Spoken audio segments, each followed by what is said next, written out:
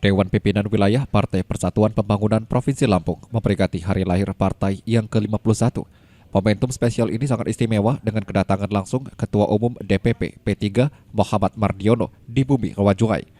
Selain memperingati hari lahir partai, kedatangan Mardiono ini juga untuk membakar semangat kader dan calon anggota legislatif Partai Persatuan Pembangunan. Beberapa kegiatan pun digelar oleh pengurus DPW P3 Lampung. Mardiono bersilaturahim dengan kiai, ulama, dan juga santri yang berpusat di Pondok Pesantren Miftahul Huda 2007, Desa Bandar Dalam, Kabupaten Lampung Selatan. Kedatangan Mardiono dan rombongan disambut langsung oleh Kiai Cecep Yunani sebagai pimpinan Pondok Pesantren. Kedatangan tamu agung yaitu Ketua DPP P3 Indonesia. Waduh, luar biasa, tepuk tangan. Hanya barangkali Pak, ada permintaan untuk dibawa pulang nanti ke sana.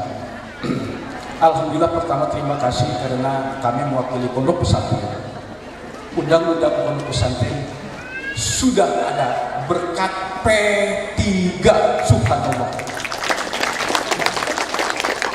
Dan kami akan sangat berterima kasih sekali andai kata dana-dana hibah pun dikucurkan kepada pondok-pondok pesantren. Itu barangkali harapan kita. Karena walaupun bagaimana pondok pesantren termasuk paling terbanyak kontribusinya terhadap negara untuk mencerdaskan kehidupan bangsa. Bahkan bukan hanya sekedar keilmuan yang ada di otak, tetapi termasuk karakter di dalam diri para santrinya. Mudah-mudahan para santri kita semua kelak menjadi imamal muttaqin. Amin Allahumma amin. Setelah itu, Mardiono mengunjungi Kabupaten Pesawaran, tepatnya di Desa Kalirejo, Negeri Katon, untuk berdialog dengan petani. Mardiono mengungkapkan bahwa selain dalam rangka memperingati Harlah P3 yang ke-51, kunjungannya ke Lampung juga untuk memperingatkan masyarakat menggunakan hak suaranya pada 14 Februari mendatang dengan memilih sosok pemimpin yang tepat. Suara masyarakat merupakan senjata yang harus digunakan untuk memperjuangkan nasib bangsa Indonesia ke depannya dengan memilih wakil DPRD Kabupaten Kota, DPRD Provinsi, DPR RI, hingga pasangan Capres dan Cawapres yang peduli terhadap warganya. Ini juga sama halnya memanfaatkan lahan-lahan yang kosong, misalnya seperti di Galang. Mungkin bikin galangnya agak lebar sedikit nggak apa-apa, ya. Kemudian nanti di celah-celahnya itu teramin kedelai.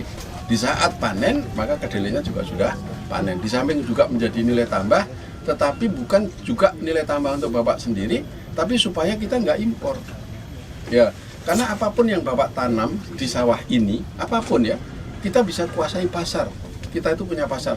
Pokoknya Bapak mau nanam padi laku, mau nanam kedelai laku, mau tanam kacang panjang laku, ya. Apa saja yang ditanam itu kita laku. Ya, jadi kita itu sebenarnya punya pasar besar. Lah sayangnya itu banyak kemudian diisi oleh pasar-pasar impor. Akibat pasar impor itu masuk, ya, karena untuk memenuhi defisit kebutuhan dalam negeri, akhirnya harga Bapak jualnya jadi murah. Itu. Nah, supaya harganya Bapak jualnya mahal, maka produksinya harus ditingkatkan supaya volumenya banyak, bisa memenuhi pasar dalam negeri, sehingga nanti Indonesia nggak lagi ngimpor. Karena dulu juga pernah Indonesia itu termasuk swasembada pangan, tidak lagi ngimpor. Nah, ke depan kolaborasi dengan para petani, mudah-mudahan pemilu besok ini Bapak-bapak punya keterwakilan, ya, baik keterwakilan di Kabupaten Pasawaran, ya, punya lagi keterwakilan di provinsi, punya lagi keterwakilan di DPR RI, lalu punya satu lagi, punya presiden sama wakil presiden. Wes Pak, cakep Pak. Ya, insya Allah perjuangan besok itu 14 Februari itu bisa merubah nasib masa depan kita manakala punya keterwakilan. Karena pupuknya terlambat untuk bisa mendapatkan itu, sehingga juga panennya nanti akan jadi persoalan. Nah, kali ini saya hadir di warga di sini, saya bantu sejumlah pupuk sesuai dengan kebutuhan di sini. Setiap pengelolaan lahan 1/4 hektar itu memerlukan pupuk 2 sak, ya. 3 sak itu berarti 1,5 kintal.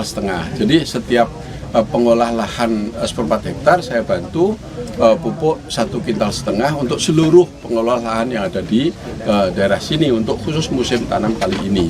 Nah, kedepannya nanti kita pikirkan bagaimana untuk kontinuitas termasuk suplai pupuk, kemudian juga teknologi untuk meraih pembibitan yang sifatnya adalah bibit yang unggul yang nanti akan bisa menghasilkan lebih banyak lagi. Di samping itu juga mungkin kalau perlu di sini diberikan bantuan untuk bibit, yaitu di masa panen itu galeng-galengnya bisa ditanamin kedelai seperti para petani-petani yang masa yang lalu. Usai berdialog, Dek Mardiono bersama Ketua DPW P3 Lampung Supriyanto menyempatkan diri melakukan pemupukan tanaman padi di area pesawahan sebelum melanjutkan kegiatan diskusi dengan penguatan kepada calon anggota legislatif Partai Persatuan Pembangunan mulai dari Kabupaten Kota, DPRD Provinsi hingga DPR RI. Tim Liputan melaporkan.